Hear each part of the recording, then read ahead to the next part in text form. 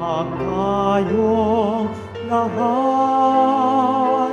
Si Jesu Kristo'y nabuhay, nanaig sa kamatayan. Alleluia, Alleluia. Ang noon ang naghirap sa tinubos niyang bayan, nagpupuring mga hinirang, masayang nagtitibay. Maganak tayong lahat, si Jesu Kristo nabuhay, nanaig sa kamatayan. Alleluia, Alleluia.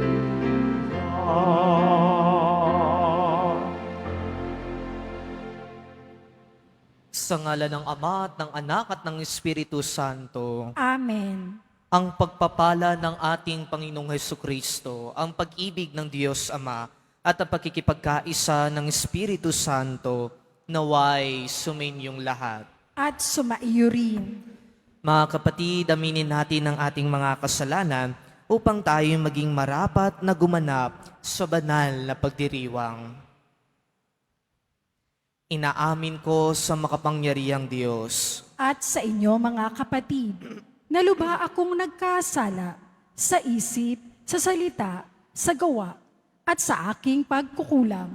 Kaya isinasamo ko sa mahal na Birheng Maria, sa lahat ng mga anghel at mga banal, at sa inyo mga kapatid, na ako'y ipanalangin sa Panginoong ating Diyos.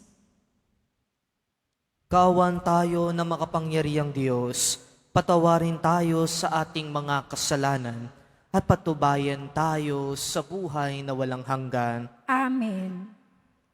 Panginoon, kaawaan mo kami. Panginoon, kaawaan mo kami. Kristo, kaawaan mo kami. Kristo, kaawaan mo kami. Panginoon, kaawaan mo kami. Panginoon, kaawaan mo kami. Manalangin tayo.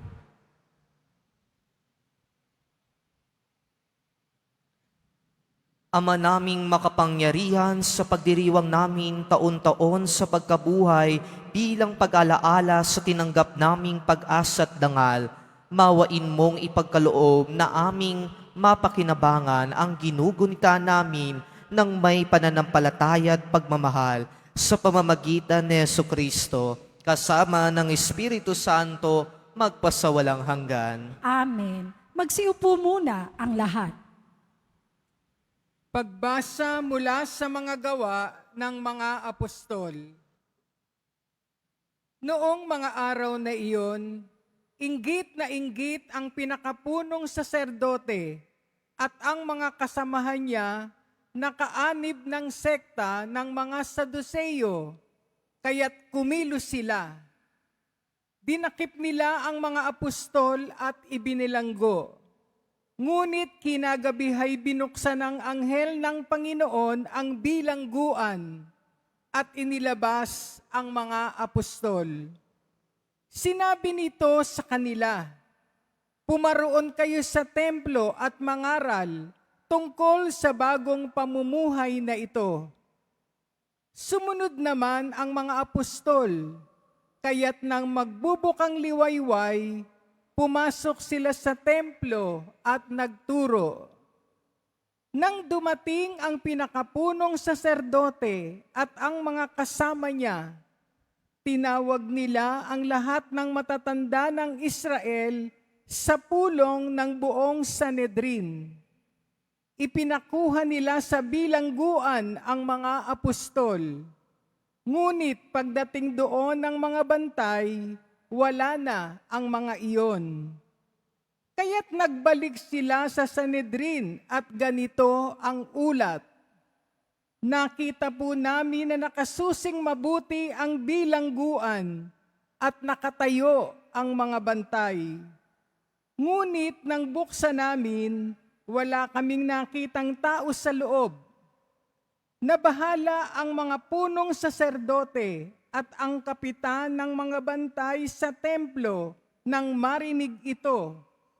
At di nila maubos maisip kung ano ang nangyari sa mga apostol. Ngunit may dumating at nagbalita sa kanila. Ang mga lalaking ikinulong ninyo ay naroon sa templo nagtuturo sa mga tao. Kaya't ang kapitan ay pumunta sa templo kasama ang kanyang mga tauhan. Isinama nila ang mga apostol, ngunit hindi gumamit ng dahas dahil sa pangambang sila'y batuhin ng mga tao. Ang salita ng Diyos. Salamat sa Diyos. Dukhang sa Diyos tumatawag ay kaniyang inililigtas. Dukhang sa Diyos tumatawag ay kanyang inililigtas. Panginooy aking laging pupurihin. Sa pasasalamat, di ako titigil. Aking pupurihin kaniyang mga gawa. Kayong naaapi, makinig, matuwa. Dukhang sa Diyos tumatawag ay kanyang inililigtas. Ang pagkadakila niya ay ihayag at ang ngalan niya'y purihin ng lahat.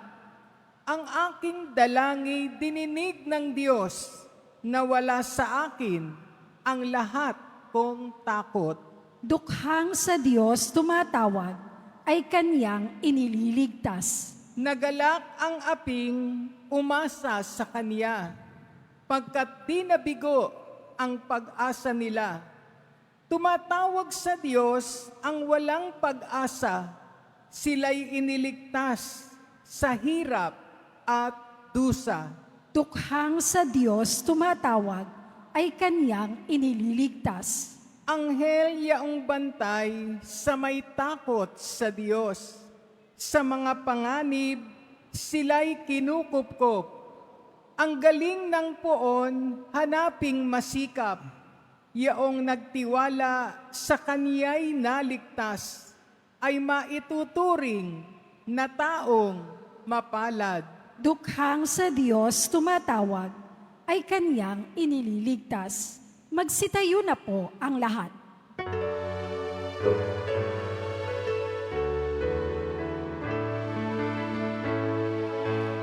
Hallelujah,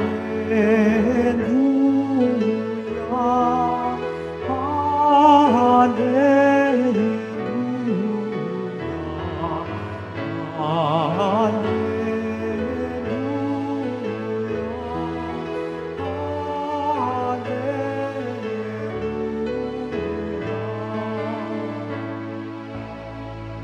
Kay laki ng pagmamahal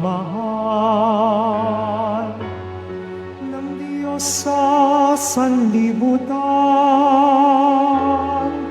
kaya't anak niya'y binigay.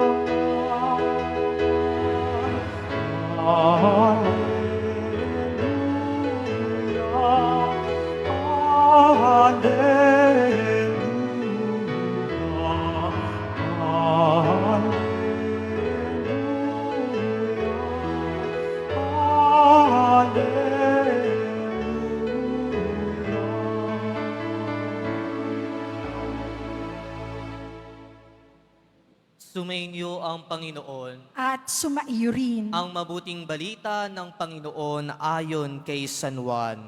Papuri sa iyo, Panginoon.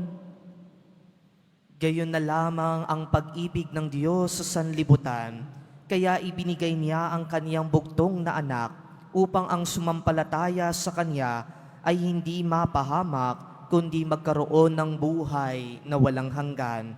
Sapagkat isinugo ng Diyos ang Kaniyang anak, hindi upang hatulang maparusahan ng sanlibutan, kundi upang iligtas ito sa pamamagitan niya. Hindi hinahatulang maparusahan ang nananampalataya sa bugtong na anak ng Diyos, ngunit hinatulan ng parusahan ang hindi nananampalataya sa Kanya. Hinatulan sila sapagkat naparito sa sanlibutan ng ilaw, ngunit inibig pa ng mga tao ang dilim kaysa sa liwanag, sapagkat masama ang kanilang mga gawain. Ang gumagawa ng masama ay ayaw sa ilaw at hindi lumalapit dito upang hindi mahayag ang kaniyang mga gawa. Ngunit ang namumuhay sa katotohanan ay lumalapit sa ilaw. Sa gayon, nahayag na ang kaniyang mga ginagaway pagsunod sa Diyos. Mga kapatid, ang mabuting balita ng Panginoon. Pinupuri ka namin, Panginoong Hesu Kristo. Magsiupo muna ang lahat. Isang mapagpalang umaga po sa inyong lahat, mga kapatid ko kay Kristo. Tunay nga pong kay buti ng Diyos. Dahil ngayon tayo ay muling pinagtipon-tipon bilang isang pamilya ng mananampalataya na nagbibigay ng ating papuri at parangal sa mahal na pong Jesus Nazareno. At sa misang ito, mga kapatid, at sa panahon din na ito ng muling pagkabuhay ni Jesus, patuloy pa rin nating nadarama ang pagmamahal ng Diyos para sa atin, no? Na kung saan pinadala niya ang kanyang bugtong na anak, at si Jesus na kanyang bugtong na anak ay nagpakasakit dahil sa pagmamahal, namatay dahil sa pagmamahal, at muling nabuhay dahil sa pagmamahal. Kaya po, mga kapatid, patuloy nating pinagninilayan ngayon ang dakilang pag-ibig ng Diyos, ang walang hanggan at dakilang pag-ibig ng Diyos para sa ating lahat. At yan po ang ating narinig sa ating ebanghelyo ngayon, na kung saan sinabi po sa ebanghelyo ayon kay Juan, na gayon na lamang ang pag-ibig ng Diyos sa sanlibutan, kaya ibinigay niya ang kanyang bugtong na anak upang ang sumampalataya sa kanya ay hindi mapahamak, kundi magkaroon ng buhay na walang hanggan. Kaya po, mga kapatid, sa talatang ito, maaari po nating ituring ito na pinakapuso ng ating pananampalataya, na kung saan ng Diyos sa pamamagitan ni Jesus ay nagbigay ng pinakamaganda at pinakamahalagang alay o handog. Ito'y walang iba kundi ang kanyang bugtong na anak upang tayo na mga makasalanan ay magkaroon ng isang buhay na walang hanggan. Subalit, paano po ba natin, mga kapatid, nauunawaan ang ibig kahulugan ng pag-ibig ng Diyos? At paano ba natin ito maisa sa buhay? Alam niyo, mga kapatid, bawat isa po dito sa atin ay nakakaranas ng pagmamahal. Ito'y marahil pagmamahal mula sa iyong magulang, sa iyong pamilya, sa iyong kaibigan, sa iyong asawa, o di kaya'y sa mga mahal mo sa iyong buhay. Ngunit gaano man kalalim at kaligaya ang ating nararamdaman mula sa kanila, mga kapatid, hindi pa rin ito maihahambing sa pag-ibig ng Diyos na ating nararamdaman. Bakit? Dahil ang kanyang pag-ibig ay hindi nagtatangi ng tao, hindi namimili ng tao, dahil handa pa rin tayong mahalin ng Diyos kahit anumang klase tayo ng tao, anuman ang nagawa nating pagkakamali sa buhay, handa pa rin ang Diyos na magmahal para sa atin. Dahil ang pag-ibig ng Diyos, mga kapatid, ay walang kondisyon. Dahil ang pag-ibig ng Diyos ay wala ring pagtatapos at hindi po ito naapektuhan ng kung anumang mga pagkakamali natin sa ating buhay. Ang pag-ibig ng Diyos ay palaging bukas, palaging handang tanggapin tayo anuman ang ating nagawa at anuman ang ating kalagayan. Kaya lang po minsan, mga kapatid, no, sa ating buhay, sa ating paglalakbay din sa isang buhay pananampalataya, nakakaramdam tayo ng panghihina ng loob. May mga pagsubok na tila bagay hindi natin kayang lagpasan. May mga pagkatalo, may mga pagkakamali at mga pagdurusa na siyang nagpapapangit ng ating mga karanasan. Kung minsan, mga kapatid, nais nating mahanap ang liwanag ng Diyos, ngunit tila ang dilim ang siyang nagsisilbing hadlang para sa atin.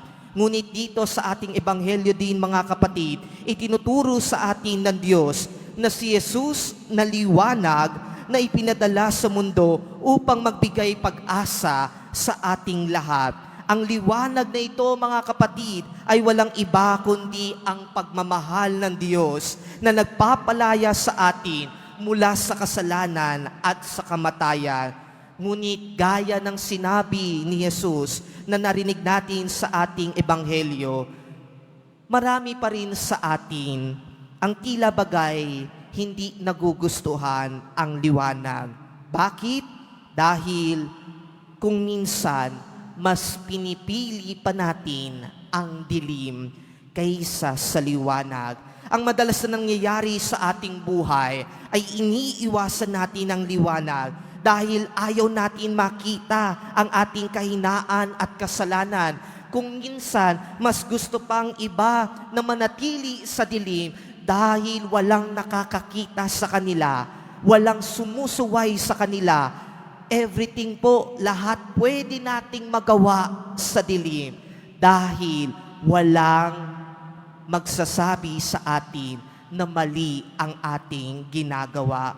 Kaya nga kung minsan mga kapatid, tinatakpan natin ang ating mga mata sa katotohanan dahil takot din tayong mabigo, takot tayong magbago. Ang liwanag ay nagdudulot sa atin ng kalinawan. Ngunit ang kalinawan na ito ay nangangailangan ng pagpapakumbaba at pagtanggap sa ating mga pagkukulang at pagkakamali sa buhay.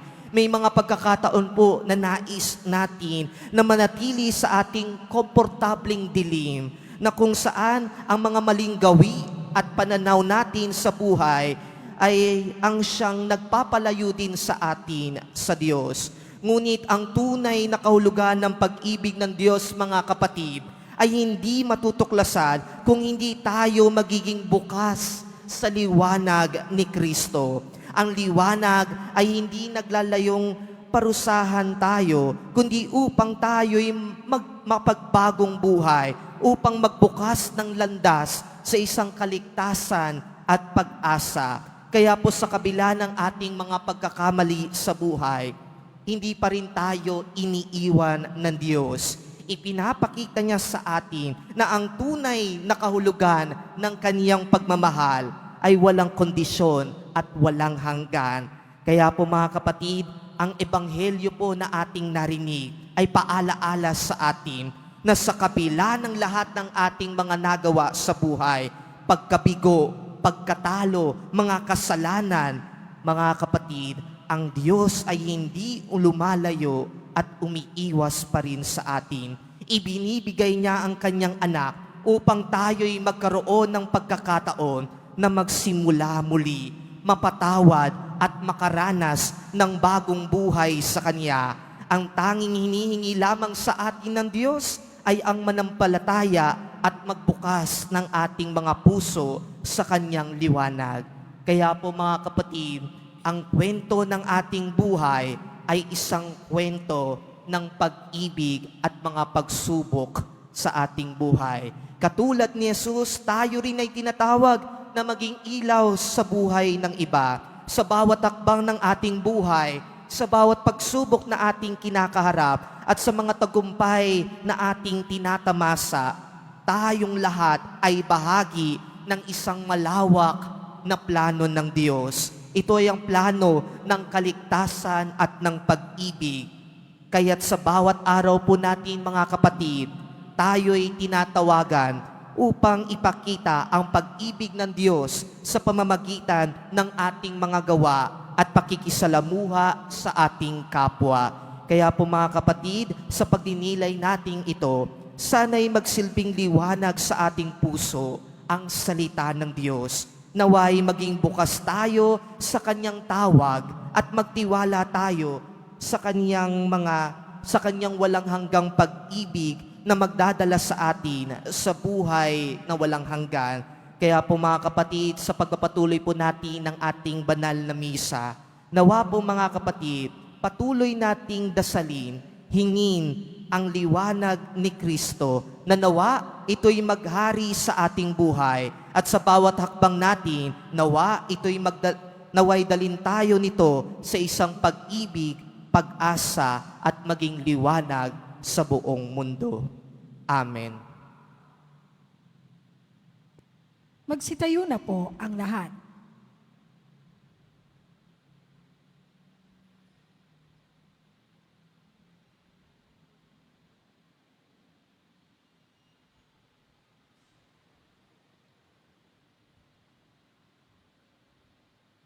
Minamahal ko mga kapatid, taglayang pagtitiwala, ilapit natin ang ating mga alalahanin sa Diyos na labis na nagmamahal sa mundo, kaya't ibinigay ang kanyang bugtong na anak upang hindi na mawala ang mga naniniwala sa kanya, bagkus ay magkaroon ng buhay na walang hanggan.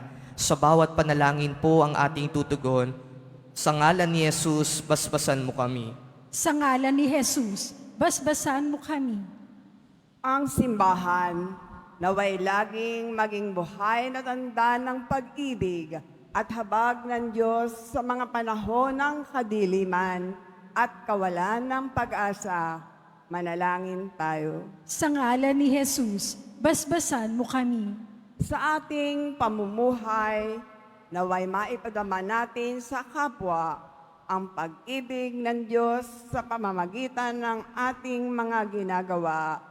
Manalangin tayo. Sa ngalan ni Jesus, basbasan mo kami.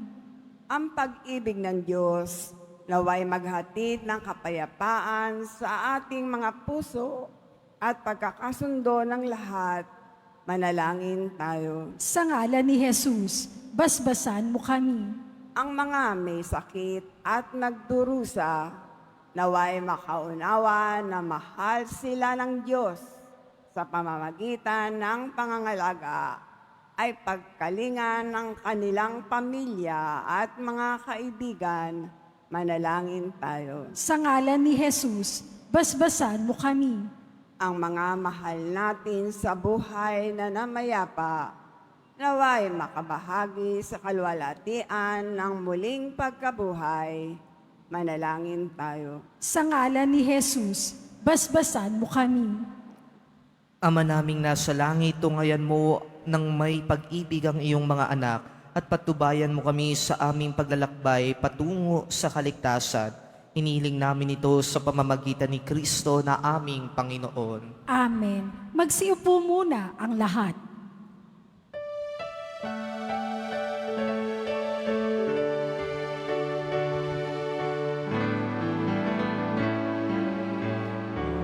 Alleluia, alleluia,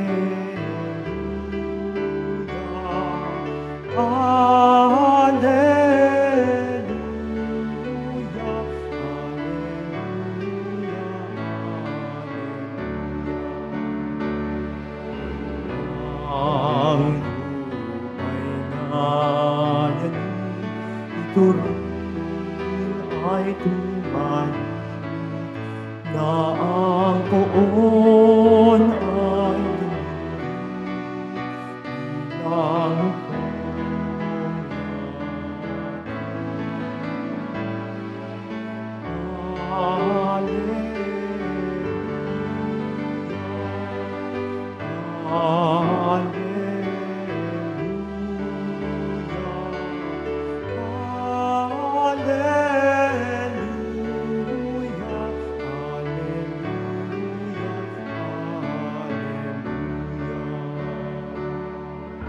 Magsitayo na po ang lahat. Manalangin kayo mga kapatid upang ang paghahain natin ay kalugdan ng Diyos Ama makapangyarihan. Tanggapin nawa ng Panginoon itong paghahain sa iyong mga kamay, sa kapurihan niya at karangalan, sa ating kapakinabangan, at sa buong sambayanan niyang banal.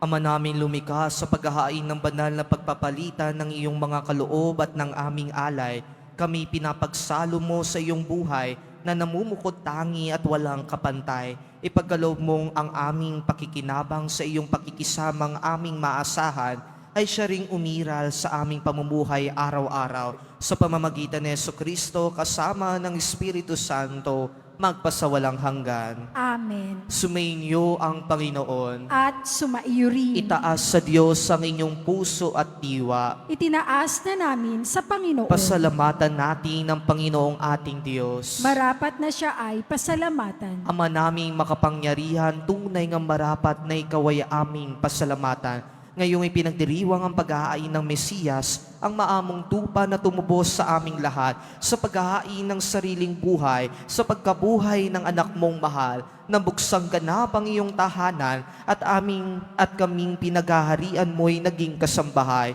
Sa pagkamatay niya sa krus, manalupig ang kamatayan, sa kanyang pagkabuhay, naging buhay siya ng tanan. Kaya kaisa ng mga anghel na nagsisiawit ng papuri sa iyo na walang humpay sa kalangitan, kami nagbubunyi sa iyong kadakilaan. Santo, Santo, Santo, Panginoong Diyos ng mga hukbo, napupuno ang langit at lupa ng kadakilaan mo, o sana sa kaitaasan, pinagpala ang naparirito sa ngalan ng Panginoon, o sana sa kaitaasan, magsiluhod po ang lahat.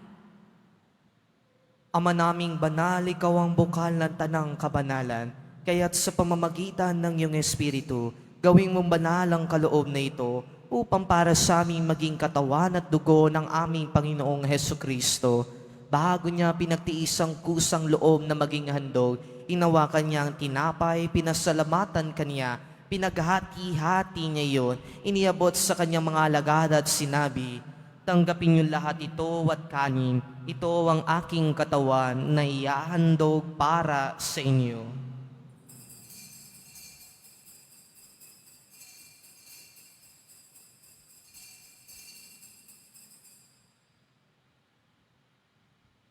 Gayun din naman nung matapos ang hapunan, hinawakan niya ang kalis, muli kaniyang pinasalamatan, iniabot niyang kalis sa kanyang mga alagad at sinabi, tanggapin niyo lahat ito at inumin, ito ang kalis ng aking dugo, ng bago at walang hanggang tipan. Ang aking dugo na ibubuhos para sa inyo at para sa lahat, sa ikapagpapatawad ng mga kasalanan. Gawin ninyo ito sa pag-alaala sa akin.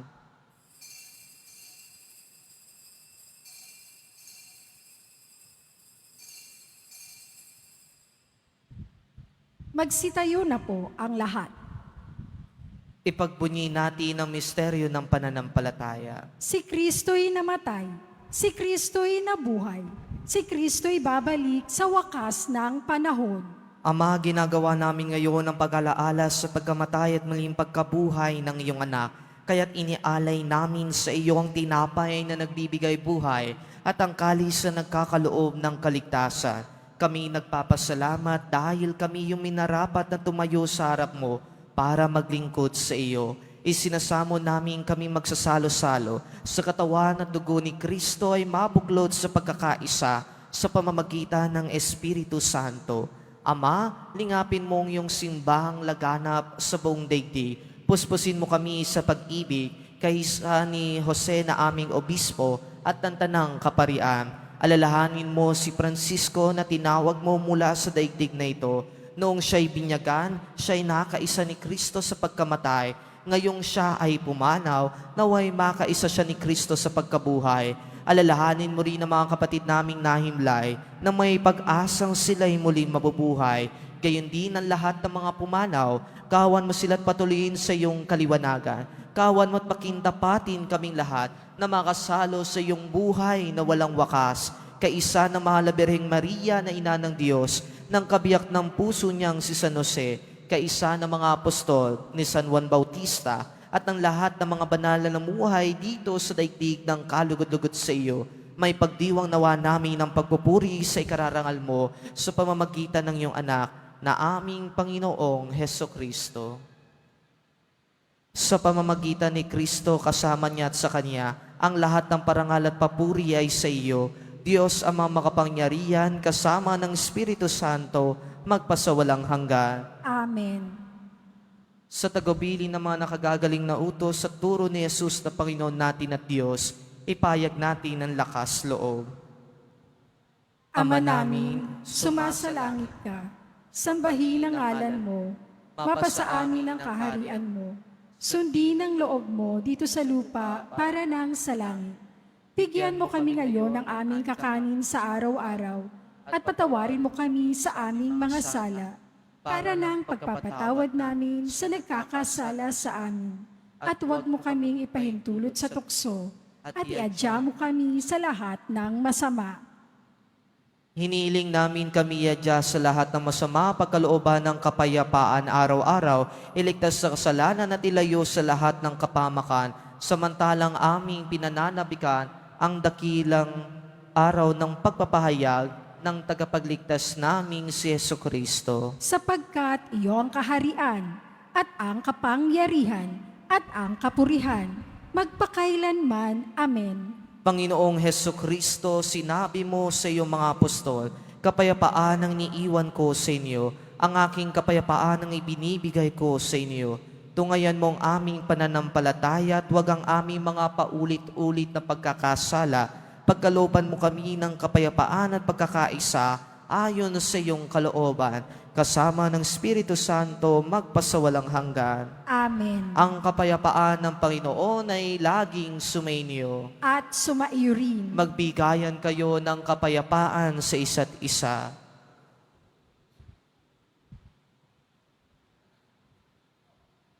Kordero ng Diyos na nag-aalis ng mga kasalanan ng sanlibutan, maawa ka sa amin.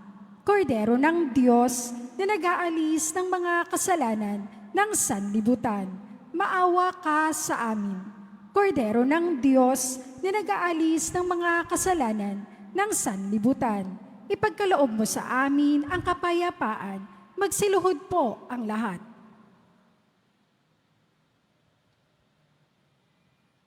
Mga kapatid, ito ang kordero ng Diyos. Ito ang nag-aalis ng mga kasalanan ng sanlibutan. Mapalad ang mga inaanyayahan sa kaniyang piging. Panginoon, hindi ako karapat-dapat na magpatuloy sa iyo, ngunit sa isang salita mo lamang ay gagaling na ako.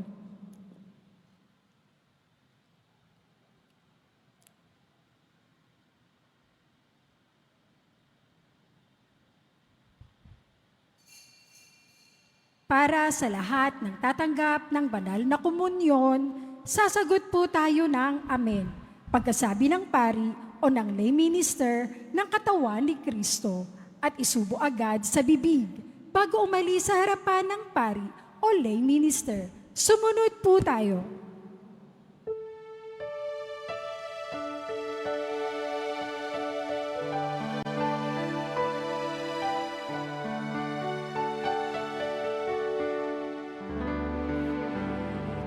O ang araw na ginawa ng Panginoon, tayo'y magsaya at magalak. Magpasalamat kayo sa Panginoon, butihin siya kanyang gawa'y walang hanggan. Sabihin ng sambayanan ng Israel,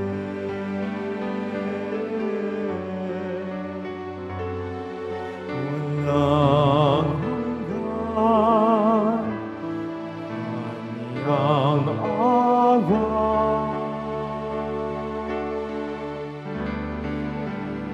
Ito ang araw na ginawa ng Panginoon,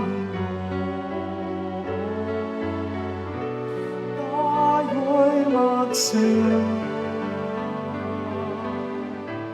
at magalak. Kanang kamay ng Diyos sa kiumangon,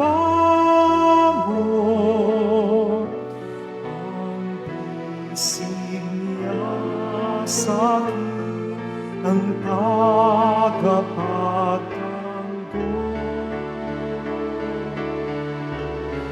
Ako'y hindi mapapahamak kailanman. Ipahayag ko ang aking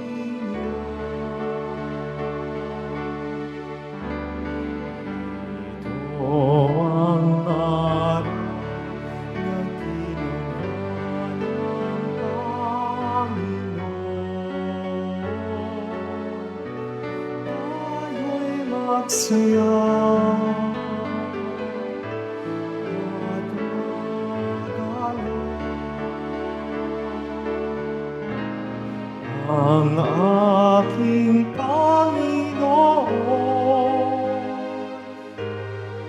muog ng buhay, siya ang batong tinanggihan ng tagapagtayo. Kahangahanganin mga mata,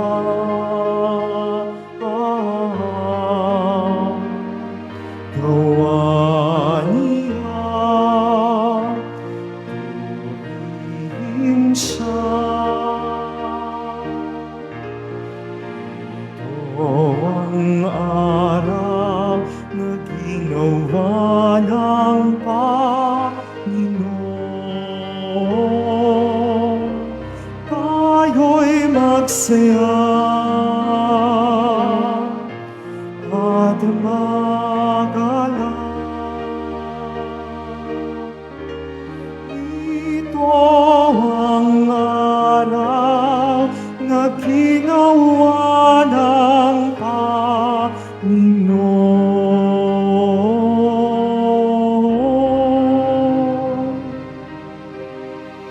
Tayo'y magsaya at magalak.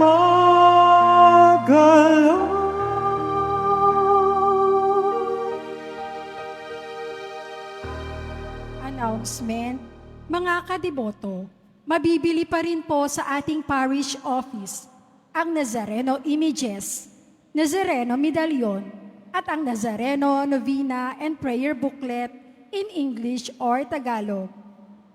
Ang lahat po ay inaanyayahan, lalo na ang may sakit o may karamdaman sa ating Healing Mass Service sa darating na May 1, Huwebes, sa ganap na ika-6 ng gabi.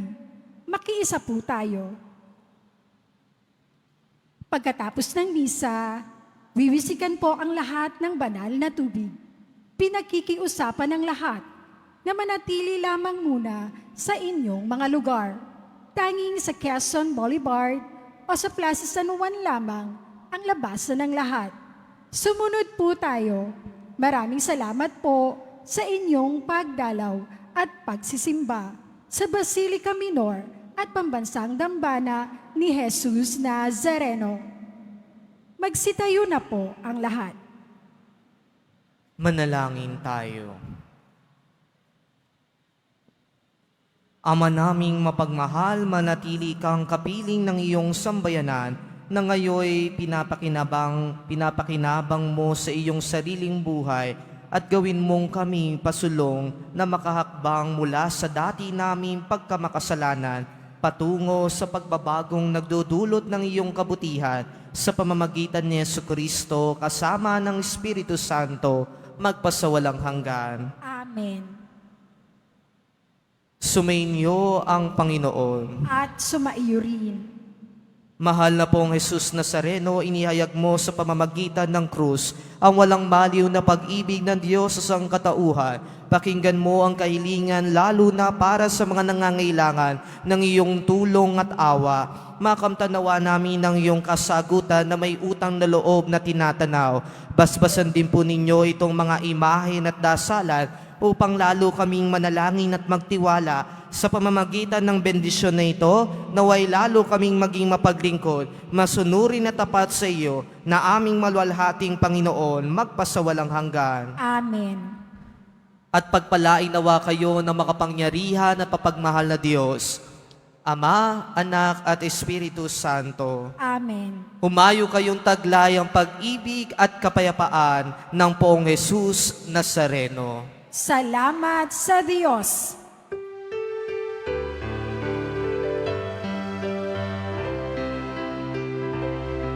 Nuestro Padre Jesus Nazareno, sinasamba ka namin.